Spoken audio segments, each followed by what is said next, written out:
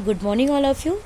Class 8 Hindi व्याकरण, आपका lesson है वर्ण विचार और उच्चारण।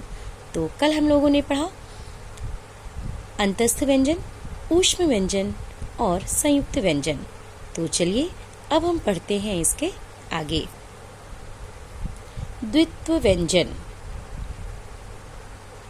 एक ही व्यंजन जब स्वर रहित बिना स्वर के और स्वर सहित स्वर के साथ रूप में मिलते हैं तो उन्हें द्वित्व व्यंजन कहते हैं।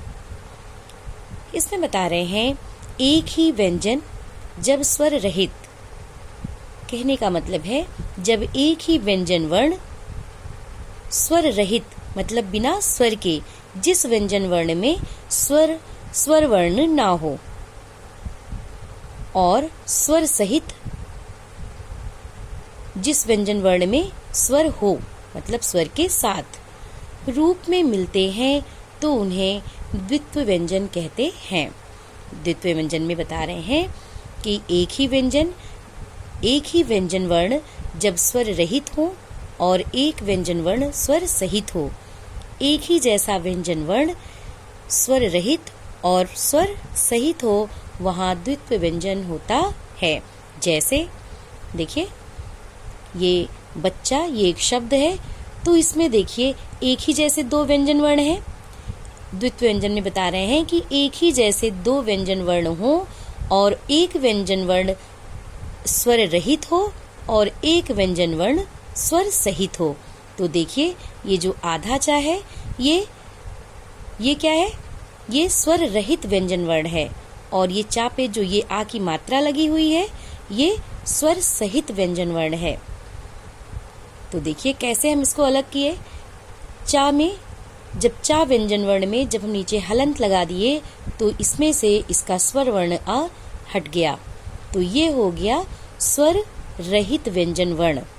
और ये चा है, ये चा व्यंजन वर्ण है, इसमें हम हलंत नहीं लगाए हैं, ये आधा नहीं हुआ है, ये स्वर सहित व्यंजन वर्ण है।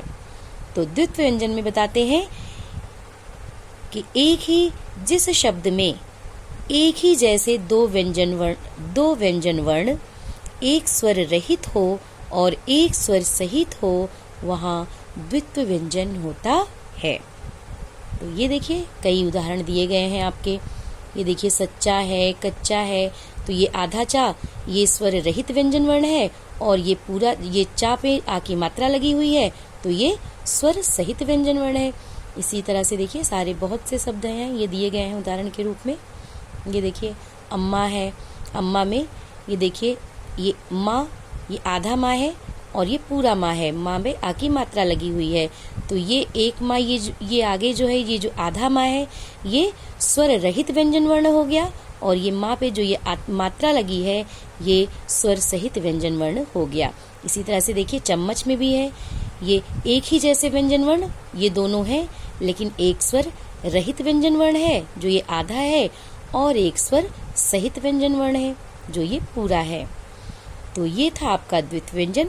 तो द्वित्व व्यंजन में हम देखें जिस शब्द में या जहाँ एक ही जैसे व्यंजन वर्ण दो बार आए और एक स्वर रहित व्यंजन वर्ण हो और एक स्वर सहित व्यंजन वर्ण हो, वहाँ पर द्वित्व व्यंजन होता है।